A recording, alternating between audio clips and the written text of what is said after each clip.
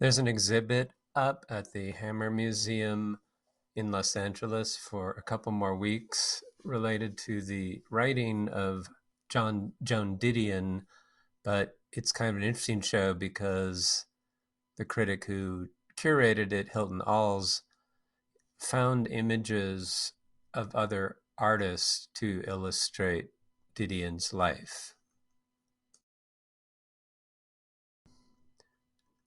As the organizer of the exhibit, Hilton Als said, "I don't want you to think of this as a definitive portrait of Joan. I'm borrowing from the collage effects of her work, particularly her late work, where she pulled in a lot of different kinds of information to make an essay or a portrait of a place or a person."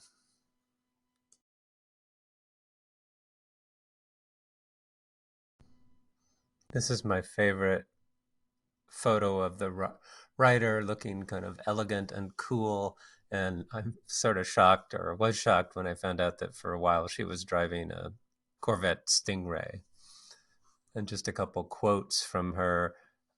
Maybe the most important one is, "We tell ourselves stories in order to live," which is from the White Album. And if you haven't read any of Didion's work, I recommend it, especially if you're going to see the exhibit.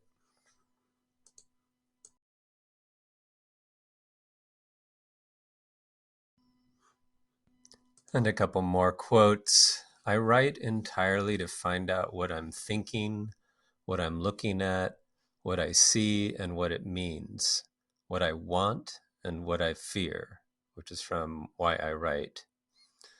"To free us from the expectations of others, to give us back to ourselves, there lies the great singular power of self-respect."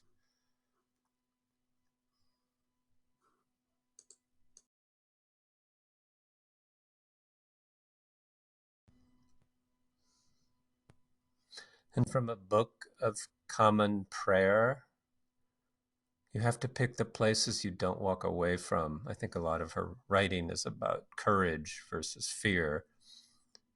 And one of the mixed blessings of being 20 and 21 and even 23 is the conviction that nothing like this, all evidence to the contrary notwithstanding, has ever happened to anyone before. That's from Searching Towards Bethlehem, which is probably my favorite book by the author.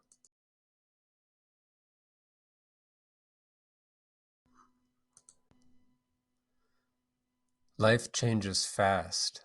Life changes in the instant.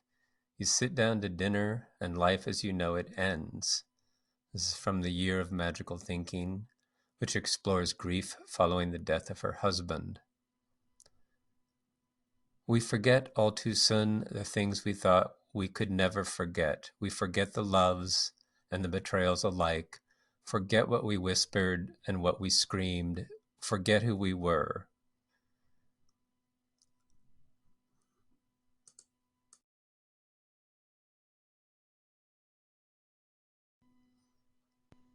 This enigmatic portrait I love, and it's the one used for the main image of the exhibition at the Hammer Museum.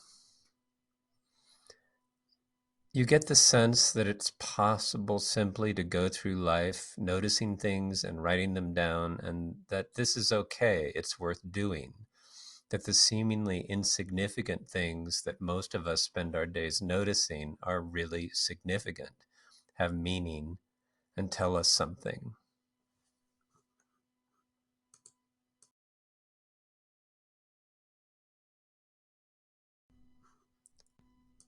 And on the subject of two places she spent many years of her life, Los Angeles weather is the weather of catastrophe, of apocalypse, and just as the reliably long and bitter winters of New England determine the way of life is lived there, so the violence and the unpredictability of the Santa Ana effect, the entire quality of life in Los Angeles, accentuate its impermanence, its unreliability.